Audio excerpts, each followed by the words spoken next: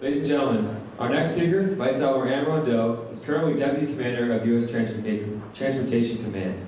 She is highly esteemed on the topic of leadership and is excited to be presented this opportunity to share her thoughts with you.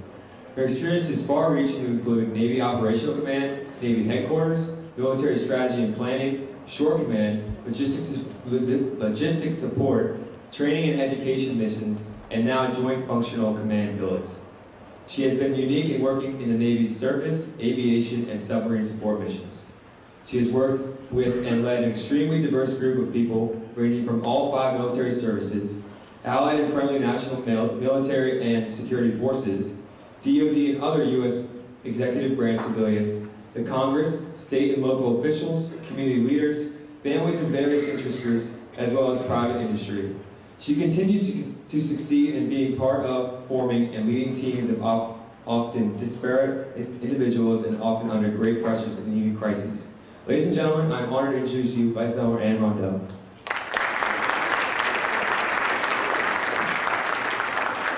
Okay, it's after lunchtime, so I'm not going to talk behind the podium. And if you're beginning to doze off, I get my feelings hurt pretty easily because I'm older and senior and I want to be, so stand up, okay? And I'm fine with that because I still stand up when I'm about ready to doze off. So do that, and I will be delighted and actually appreciative that you had that courtesy with me. What we're going to do is, I'm going to do this in terms of some storytelling as well as talk about you. The past 2 days, you've had a number of panel discussions and speakers, and they have been doing some things. They have been giving you some of their thoughts, their wisdom, their experience, their ideas, and you've gone off and done some things with yourselves and then come back. Now, we get to bring those things together a bit. So here's what I'm going to do. I'm going to ask you some questions. You'll give me a couple of answers. And then I'm going to then give you some other things that I think are important. I'm not going to do that right away. Because what are one of the things you heard that leaders do first?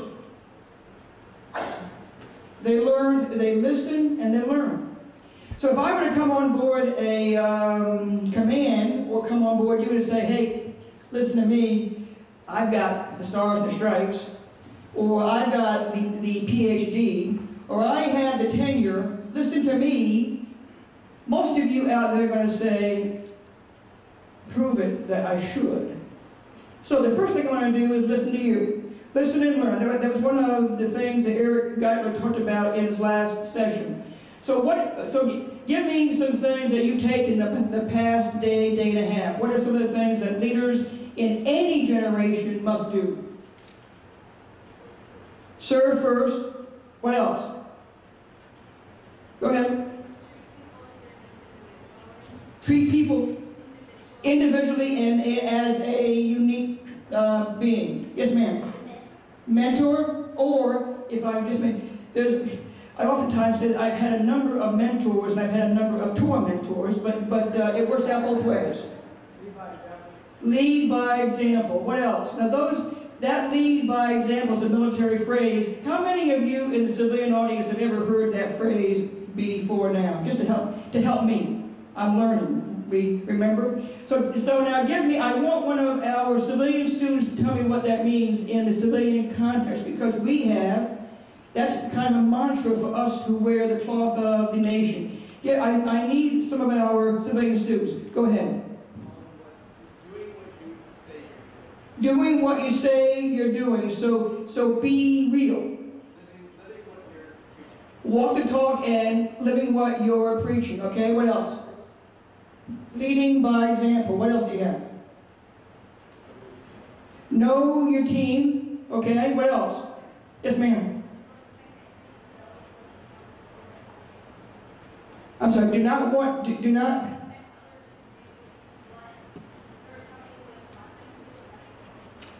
So do not expect people to do what you have asked them to do unless they see you doing it. Doing it the great way. Okay, now let's take that one. I walk on board as a brand new 22-year-old, 23-year-old to my first command. I have been to OCS. Back then they did not allow women at the academy or the ROTC units. So I have gone now to I've gone to college, and I now go as officer, as a brand new ensign, and I walk into my first command, and I don't know anything. I know what I know, but I don't know a lot about what I don't know, okay? So now, and most of the people who I'm with are older than I by a lot. And I am the person who has some authority because that's what the law says. And I'm going to walk on board, and I am supposed to perform, but I have never done what they've done. So now what do I do as a leader? I'm young, I'm 22, and I'm walking on board, and everybody's been there before I have, no matter what age they are. Some have been on deployment, some have not, but they've all gone as a team out there doing it. If you're in the Marine Corps, they're going out as a unit. You're on a ship in the Navy, go out there as, a ship. In the civilian world, they've done projects, they've done program management together, they've done project management together, they're doing something. They've all been there and I have not. What do I do now as a person who now has some authority? In the military, we have a unique requirement, because we have a law that says that if I'm a division officer or a squad leader, whatever it might be, I have an obligation to which I'm held accountable by law. I must do my duty both as a matter of inner motivation, as a matter of what the law says that I'm accountable for, because if they don't do it, I'm the one who ends up being held accountable. Okay, so now you take that thought, and I'm going to leave it there for a moment. What are we going to say? Have some humility and ask questions. That's great. So I walk on board, and I'm a brand new ensign. I have my first stripe, and I miss my first watch. Honest to God, I missed my first watch. I did not show up on time. I didn't show up. I'm the only woman in the command. I'm the first woman in the command. I'm one of the few OCS graduates. I'm dealing with a military and with older people who have been to Vietnam. I have not. They've all gone to sea and done other things, and I have not. And I walk in, and my very first thing, my very first act, other than saying, "Sir, Ensign Rondeau, reporting on board for duty," I miss my watch. What is the leader above me going to do right now? Yes, make sure, and they're going to nail me. I got it. What he did was pretty fascinating, and I have never forgotten my first punishment as an ensign. I've never forgotten it. He stood there, and he was a former enlisted guy, and he waited for me to stew and boil for a day. Then he called me in to his office, and he had a set of dress blues, and he cut the sleeve off the dress blues, and then cut the wide stripe off. He had cut the wide stripe off of the dress blues and kept the thin stripe, the half stripe of a Lieutenant JG, the second one up, and said, "You're now half of an ensign, earn it." I still have framed that sleeve. Now what he did is that he respected me enough to know that he had to grow me. I went through a period of guilt there and sweat it out for a while, but what he did as an older, wiser guy is that he taught me something about myself and about him as a leader and about what I needed to do, and that was to be respectful, to make some joke of it, some humor of it, to understand that I was not doing this on purpose, for goodness sakes. My first thing, he may have thought that, but he made sure that I got the point home and that I learned something. So part of leadership is about what we teach other people about themselves. I thought, again, that Eric Gottlieb had some great stuff there, but what do we learn about ourselves most of all? And having been the first, whatever else does not matter, because for everybody it is their first time. Everybody, it is their first time. So what do I learn when I walk in? One is that I need to approach my environment with humility. I need to be able to ask questions and to listen and learn, and then go and then just learn alongside. Because leadership is not about, it is not anymore, in my opinion, about supervision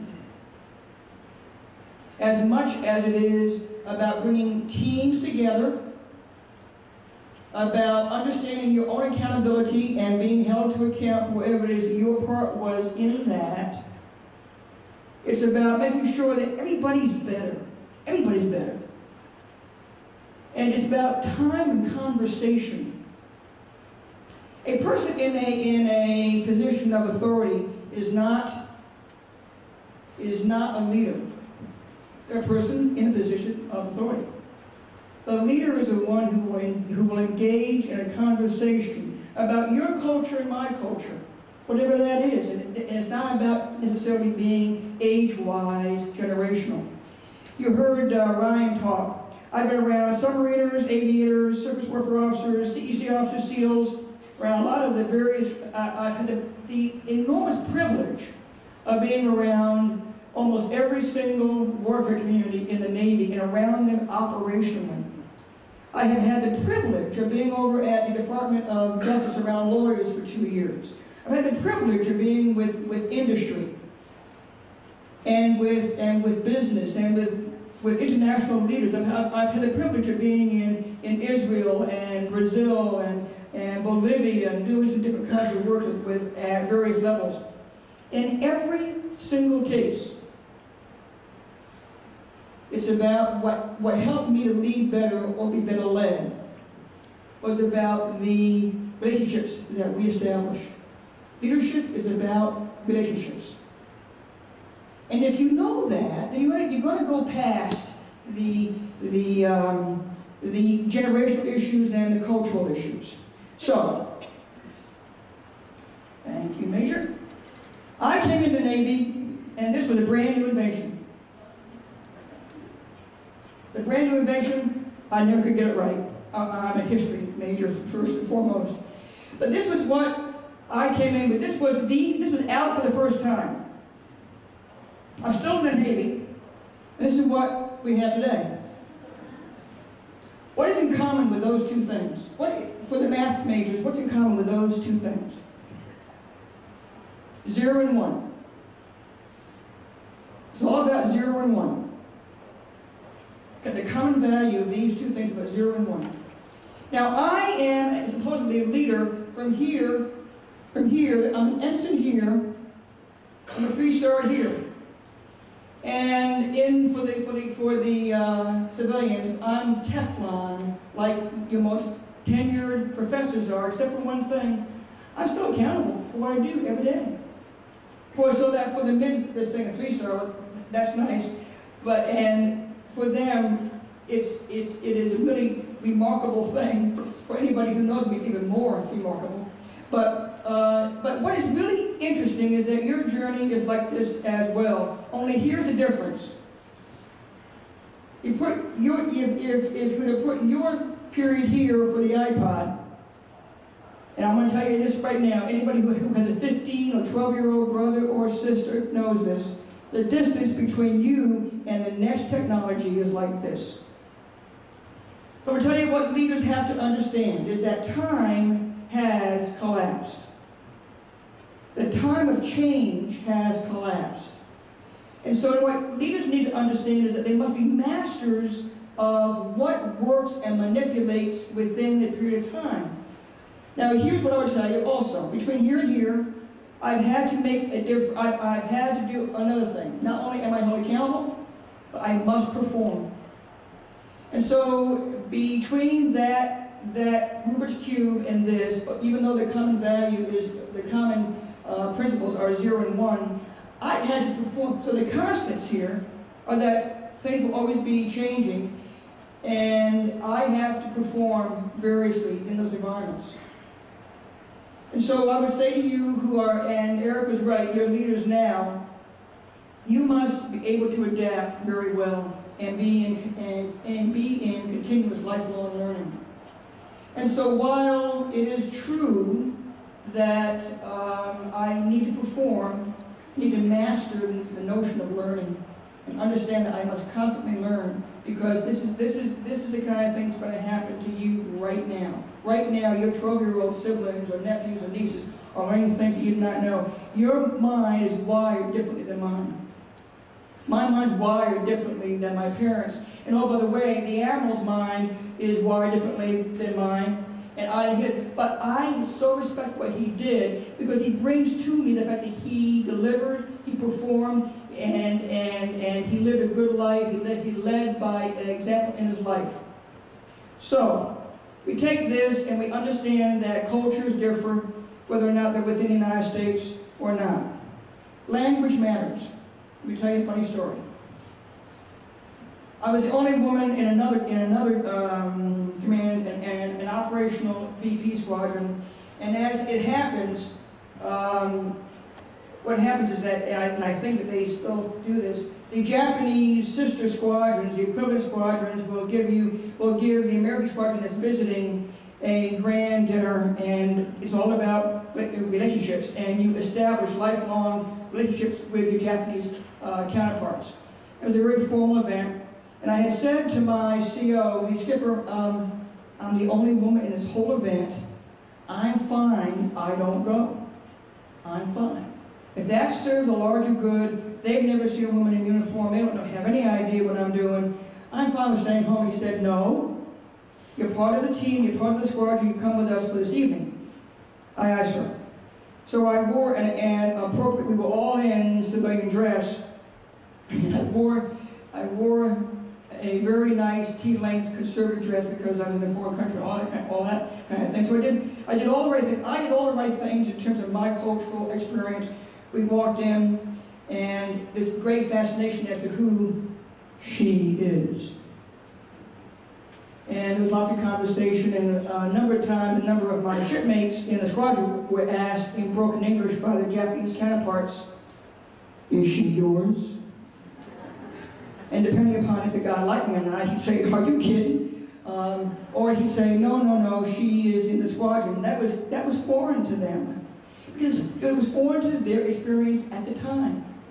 My CO, my skipper, was from Kansas, and he spoke English, Kansan English, and he was a wonderful man, a wonderful leader, great man. And he sits down next to the Japanese CO, and he says to me, "Please sit down next to me." I said, "Sir, this is not a good idea." And he said, no, I want them to understand that we are a modern Navy. This is back in 1978. I want them to understand that you're a modern Navy and all this kind of thing. And we sit down, and the Japanese CO says, "Is she yours?" And then the entire room is completely quiet. It is completely quiet. And he says in bad Japanese, she's Ichiban, number one. And at that point, oh, this is good. And then he said, and she is a professional. And at this point, the Japanese CO had it wired. And at the end of the event,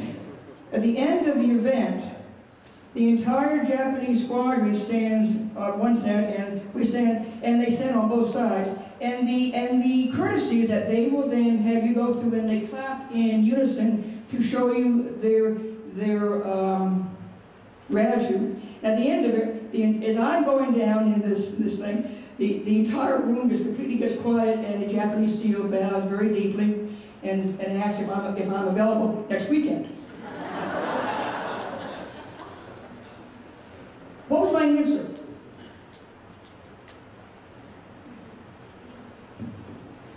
This is a binary question. What was my answer? The Admiral has the third answer. He said, "Send the car." No. My answer was, I bowed very deeply. And I said yes. I said yes because in listening and learning about the cultural differences, I recognized it would have been very bad had that CO lost face in front of all of his men. So when he visited, I wore a uniform. and the case was closed. So when you're listening and learning, understand that it's not always about being offended or about not understanding where I am. It's trying to understand what's happening in the environment. What are we doing right now? So when I was learning how to get my surface warfare qualifications, I had this whole technician who was absolutely the worst sailor in the world in terms of his behavior. The XO he was going to keep this guy on the ship forever. He was in hack, he was on restriction forever because he always went into town and got drunk and got in a fight and got bad things happen to him. So the XO said, I love your work as a hull technician. I want you to always be on the ship, so you are confined to the ship the entire time. And the guy was delighted because he said, it keeps me out of trouble. This guy was always in trouble. He got busted for the civilians. He got reduced in his pay grade. And he was, you would think, somebody who's a loser. Well, I listened and learned. This guy was magnificent in teaching you how to fight with fire on a ship. He would take us JOs and would say, on his first training with you, he'd say, okay, blindfold me. You ensign and you ensign, you blindfold me twice, just do it. And he was dirty and always kind of rude. And you did it, and you kind of said, yeah, all right. And then he did a virtuoso performance. He said, follow me. And he went every single space in the ship with us and would say, you know, here are the chill feeds here. Here's a shoring over here. Here's a firefighting over here. Here's a fire hose over here. Here's what this looks like. And he walked the entire ship. Do you think I'm going to go to war with that guy? He did not fit my paradigm. He was dirty, he was rude, but he had a remarkable capacity and a gift because he had passion about what he was doing. And his comment to me was, I am nothing when I'm off this ship. When I'm on this ship, I'm king of what I know. And what was different about him than me was hardly a thing, because we both had passion what we were doing. I'll tell you that a leader across generations needs to have passion. I can talk to you about the Battle of New Orleans. I can talk to you about the history of our Navy and our Army, by the way. And I can talk to you about, I'm a history major, I do military history things. But what I will tell you is I can do that and intellectually tell you how much I know about those things. But if you don't have passion about the people around you, you won't learn a thing.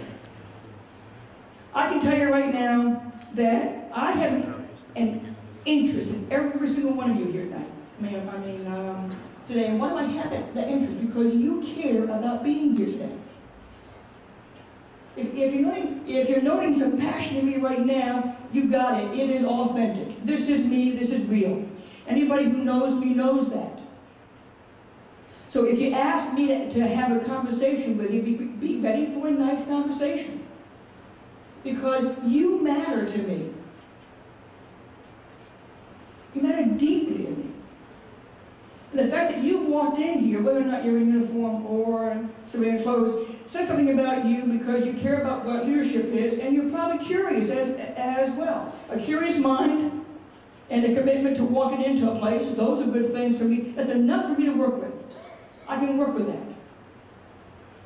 And so what I care about is that you are ready for that conversation, that you're ready to understand who you are and how you fit in. And if you don't think you fit in, we're going to have a conversation. Because you matter way too much to me as a leader. I don't have the space or the capacity to not have you matter. So that whole technician mattered to me. That first CO who demoted me to half of an ensign matters to me. Everybody who's crossed my own path, whose paths I cross, they matter to me.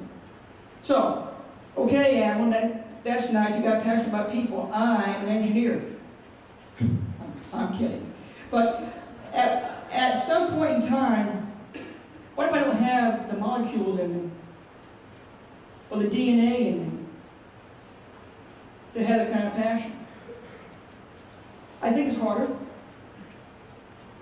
But I also think it's possible, because if you are at all sensitive to what you want to be as a leader and that you want to make a difference and have an effect, you need to also understand that there are people around you with passion who you can use fairly and appropriately so that they can help you do things.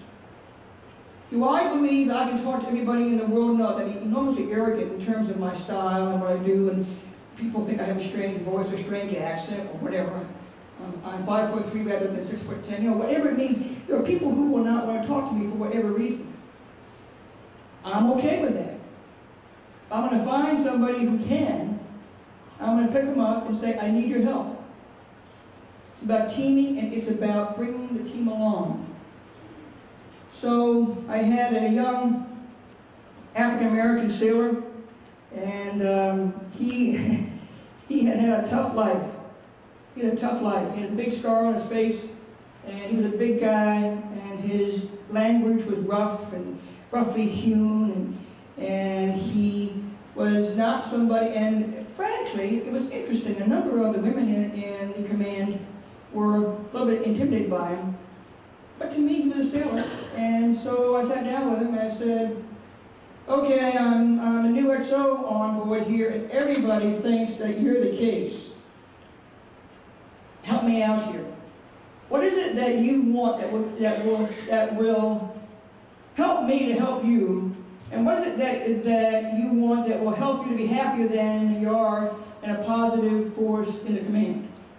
Everybody talked about this guy. Let's be square in the face, square in the eyes, square in the eye. Said, XO, all I want is to be respected. I said to him, I can give you that. What do I think, in my generation, what do I think is one of the issues that might be a difference between the younger set and the older set? There are a couple of things. First of all, I believe that there is conceit to the notion that it is harder to lead young people today. I think that if we believe that, then we need to not be pursuing what we do, and that is this kind of work of conversation. You cannot, there is conceit to, it's an interesting sociological question. For a leader, it's a non-question. In the military particularly, for those of you who are in the civilian side here, the military is the only profession where we cannot laterally bring in people in uniform. We must grow them from the most junior to the most senior. We cannot bring in our vice presidents laterally. We cannot bring in our professors laterally.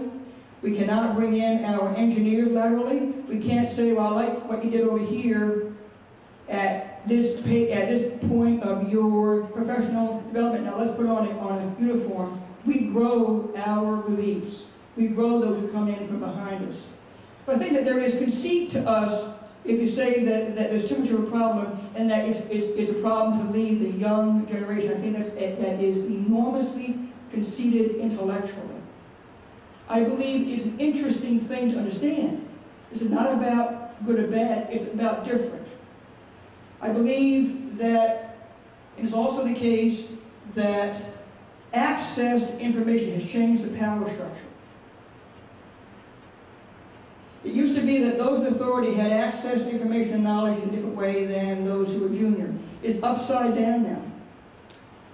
So that access to information, access to data and facts, access to experience.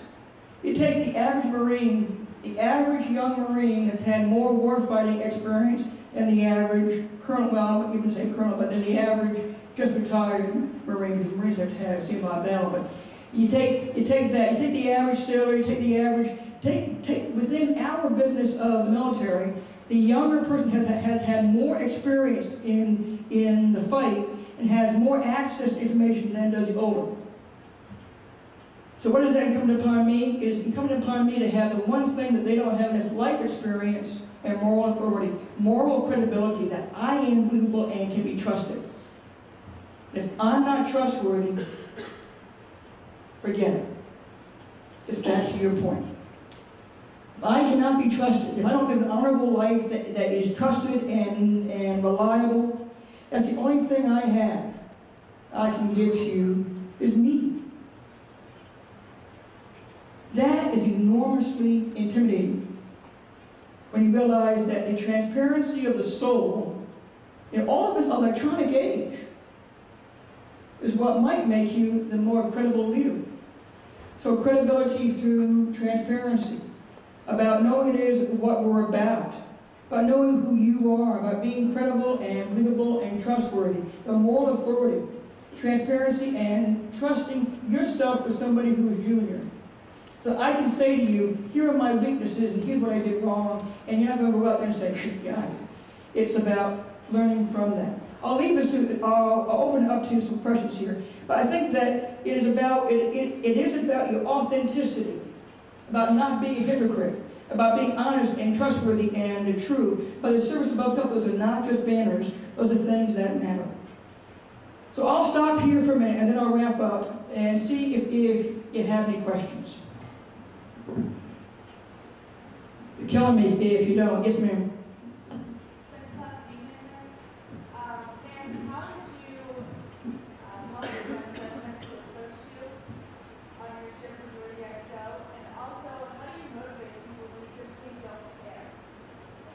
Okay, so let's talk about him, first of all. First thing I did was I asked him about his family. Tell me about your wife, your kids. Okay, the question was, how did I motivate that young, thank you, how did I motivate that sailor who said, I want to be respected? And then it was how, I'm sorry. How do you motivate those who don't care? Yeah, and how do you motivate those who don't care? Let's take the sailor first. I went to his desk, and I cleared out the rest of the people in the space. I went to him. And then I sat down with him. I was the XO, so I got authority. You know, I don't need to go stand on, you know, all that. He knows I'm the XO. So I come in, and of course it scares everybody else in the whole division there. But I went down and saw him, and the reason why I did that is I wanted to see what he cared about.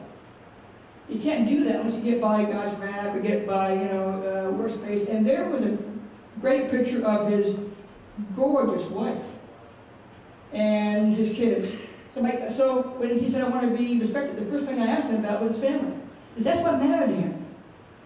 And I saw that he was reading a book, and I asked him about the book. I had not read it, and he told me about the book, and so I let him teach me about the book. I didn't know what it was. I don't remember even what it was today, but he was reading it. Then I saw all of the pinup calendars. I said, would your wife like those pinup calendars? Oh, she'd kill me. But he told me how impassioned he was with his wife. He loved it. I said, so do you honor her with this? Just a question. I never asked him to take it down. In a week, that was down. So I began to have other conversations with him, and it's about the conversational leadership. So I saw him the next time and said, well, what are you doing for your country today? What do you do today for the ship?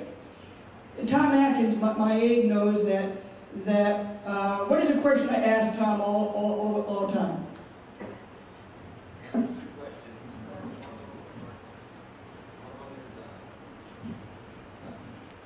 The Admiral always asks me two questions, and it's a recurring theme. First of all is, what have you learned? What have you learned today? And throughout the experience of the day, and it's whatever it is that day. And then the second question that she asked is, what can I do for you? And it's a question that is heard by probably everybody in the office at one time or another throughout the day. Do I owe you anything? What can I do for you? So those are the two questions. So it's about the conversational leadership. It's about having a conversation. Tell me what you learned today, because I want to learn what you learned, and what can I do for you? If you lead by asking questions, you find some remarkable things that go on. You leave by asking a question, you can find some remarkable, and then you invite the conversation, and if somebody says, I didn't learn anything today, I said, that cannot be possible. It's impossible. I know you did today. Well, okay, I learned this, and sometimes there's James, and sometimes there's not. But it always will come up. Then you say, what can I do for you today? And that question has remarkable capacity to be asked over and over and over again. If I ask that of you, and you don't have an answer, you're going to ask somebody, what can you do for us today? Or what can I do for you? It has a remarkable chain effect. What can I do for you? So that was what that did. As far as people who are not motivated, I fundamentally believe that there are some people who cannot be motivated. It's just the way it is. And you just got to deal with that, and that's about accountability and making it right. And not everybody's going to be motivated, and they're not in the right place. You need to go on and do other things. I'm fine with that. This is not the place you want to be. I'm fine with that, and I'll help you to make that move. I owe you that. After that, have a nice life. So you owe that person the transition opportunities. But there are some people who need to go away. That's okay. Others, I fundamentally believe that 90% of the others want to be motivated. You just got to find the sweet spot. You got to ask questions. There are people who are not in the right place within that professional or cultural milieu. There are people who are professors who shouldn't be professors. People who are managers, who are lousy at management, but they're great at science and at projects and at engineering. There are people who are pushed into management jobs because it means more money, and they're miserable in that job. So I think that there is motivation in most people. You just got to kind of find it, and that's a constant search and a journey. But remember what I said is I think that leadership is about relationships. It is a relational experience. Leadership is a relational experience. And it's also about conversation. If you don't have a conversation and you don't understand that leadership is a relational experience, then you're not going to be as happy with yourself, because you'll find yourself happy with that as well. Some other questions? Yes, ma'am. Great question earlier today, too.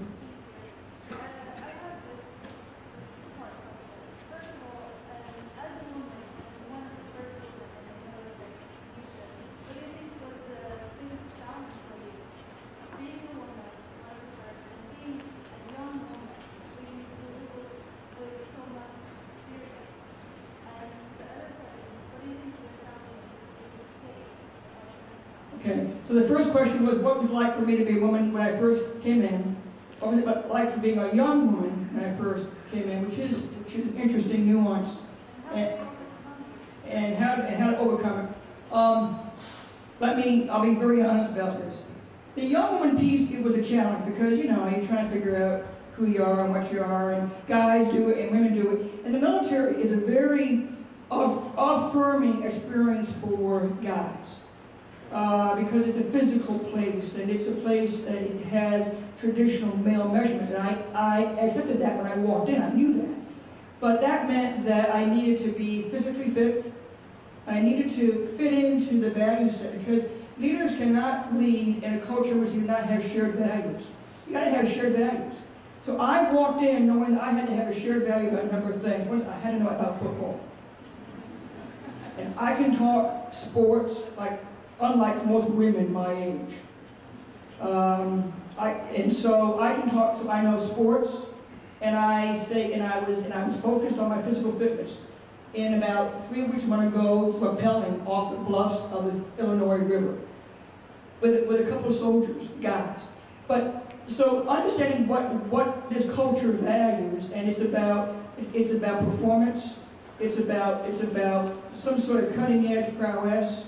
It's about physical fitness. It's about a language that I understood. So I walked into it realizing that I had to be the first learner. And that until I learned up to a point of some proficiency, it was on my back. Now when you do that, though, and you're a young woman, and you're walking, and you're 22, and I gotta tell you, the social pressures on this were enormous. They were enormous. And I can't stand up here and tell you I did not make some mistakes. I can tell you that I tried really hard to make up for those mistakes, and that I also had some victories. And so if what we're about, and this, the military is a very social organization, and so you learn how to play horses and dice and all that kind of thing on a Friday night. At some point in time, I broke away. At some point in time, I got away. And I just walked away from the environment. And I would go do my own thing. Now, I'm not married, I never have been, but this is easier for me in that sense because I could just walk away and go away and be by myself and do my own thing. And I was fine, and then come back. Restore myself and then come back. For a married woman, you can go home to the family that loves you and that you love them, or the dog that will always love you no matter what you do that day. But you go away and you find your emotional cul-de-sac. You just go away, restore, and then come back. Guys do that too, by the way. But you gotta recognize that. So as a young woman, when I would get a little bit too close to something I just was not going to get involved in, I would just kind of back off and find my own boundaries. And that's about personal decision based upon your own values, your own culture, your own limitations, your own capacities, and your own stamina, your own emotional strength. That happens to guys too, but more subtly. But it certainly happened to this. But it came to various kinds of, and I'm not going to go on to some things that happened to me. It's just not, it would be way too misunderstood in a big environment. But when things would happen and I needed to just plow through, I just got good at what I did. I was very, very good at what I did. I just was good. My work product was good, my delivery was good, my operational effects were good, and I studied my art and my skill of my profession. There were guys who ended up saying, I need Ann. I can't do this without Ann. And so when I became essential to mission, that's when I broke through. But I just worked hard at being good. Now I didn't say that may have been at the expense of other things, but I put this for us is pretty solid, and we have an oath that goes with it. And I was reared in a family where a handshake was an oath, much in a bond, much less raising the right hand and signing a bottom line. So when I put this on, I said, this is my first reason for being. This is my purpose above self. And so if it means other things personally go by the wayside, okay, I got it. Mothers do that with their kids. Fathers do that with their kids. You give up something to give to something else. And so that's what did that. Today, it's really interesting.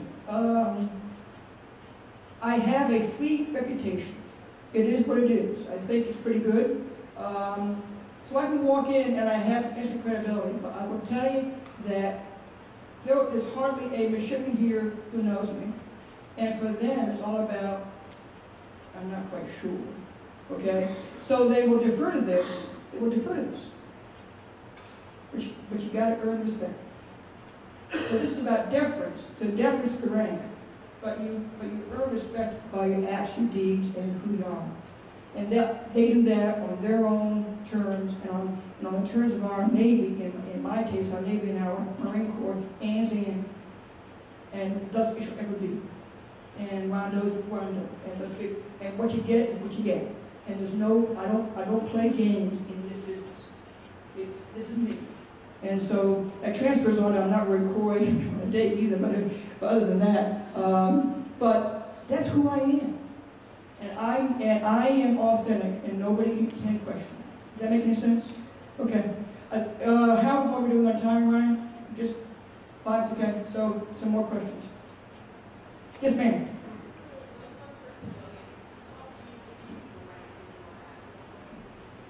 The military has interesting. The question is how do you get to be this rank? Asked by a civilian of the military. One reason why I joined the military was that in my time, again, women were not allowed into the academy in Tarazzi. They were hardly allowed into half of the pipelines in a career track. But what the military did is equal pay for equal work. Whatever your job was, you got paid whatever everybody else did. Is this working out? And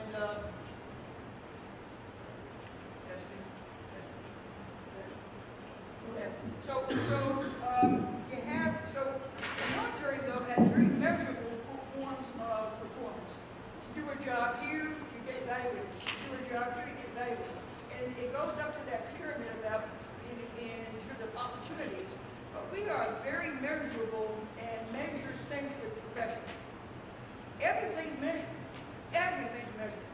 So if you meet the measure, you end up going to the next thing. Now some people call that gates.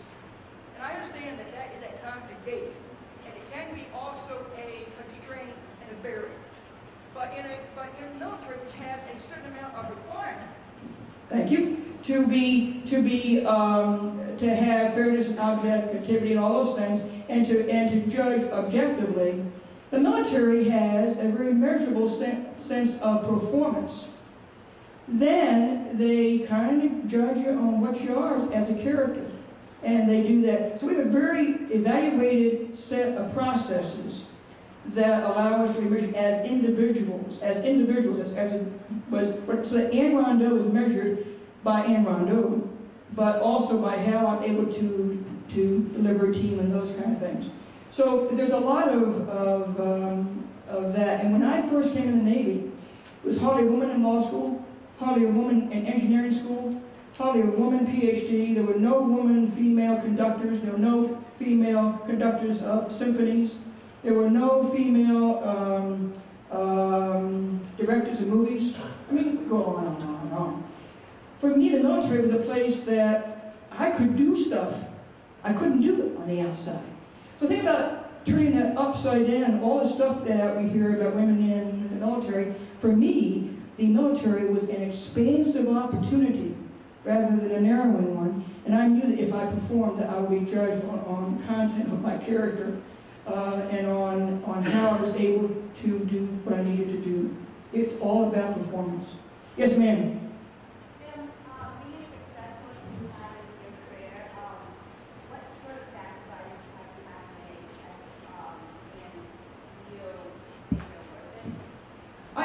When I was over in Italy, and I had command over in Italy, I was going home one night, and I would be driven by, and I was a commander at the time, but I had drivers, and it was, the dinners in Italy would start at 9 p.m. and go to 2 or 3 in the morning, and because I was a senior shore commander, you had to come in there, so I always had a driver, and it was always a sailor who was a master at arms, a security guy, in your terms, an MP. And I had 3 or 4 of them that would be around me. And so one night, one of the guys, and it was a long drive, one of the guys said, "Hey, Skipper, we got to ask you a question. Do you mind? I mean, does it bother you?" That's how I said. "Does it bother you that you don't date at the time? And that you don't do anything outside a certain boundary?" And I said, "No. I will tell you is that I get enormous joy from what I have to give up to what I gain back. And when I sacrifice, it gives me enormous pleasure because I know that I've made a calculation. It was worth the sacrifice.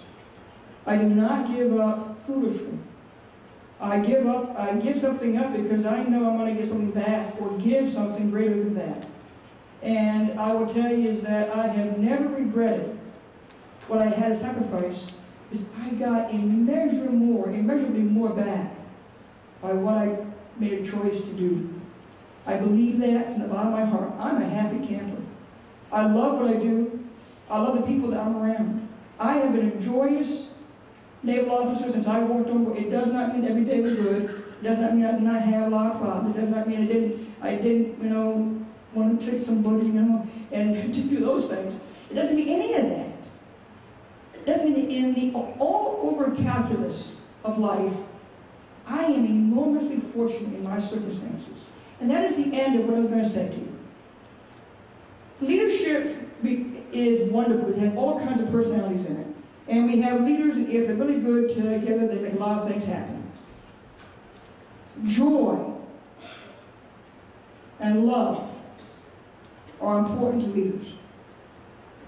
The joy of the profession, the joy of being around the lads, the Marines, the joy of being around sailors and soldiers and airmen and Coast Guardsmen, the joy of being around people, the joy of being around young and old, the joy of families and friends, and the love that I have for those friends, my boon companions, the sailors and the Marines who are around me, and the fact that I have a spirit of gratitude.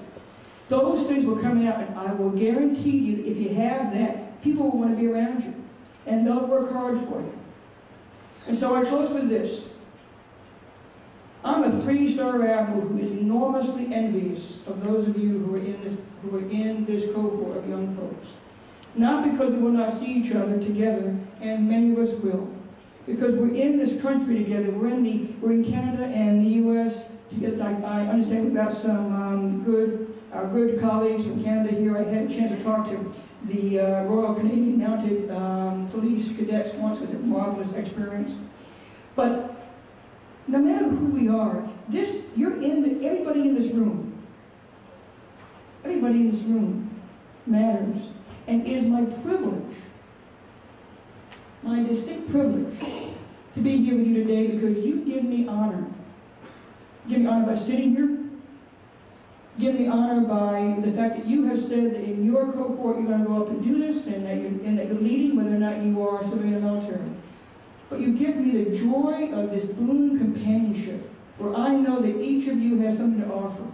Each of you will offer more. Each of you has something to give. And isn't it a marvelous experience for what I can learn from you? It's a privilege. I wish you good luck. And I can't tell you how very proud I am of you and what you do. For those of you who are in the cloth of the nation, I'll see you out there. For those of you who are our civilian leaders, lead us well. Because remember, ultimately, you are our boss. Have a nice day. Thank you.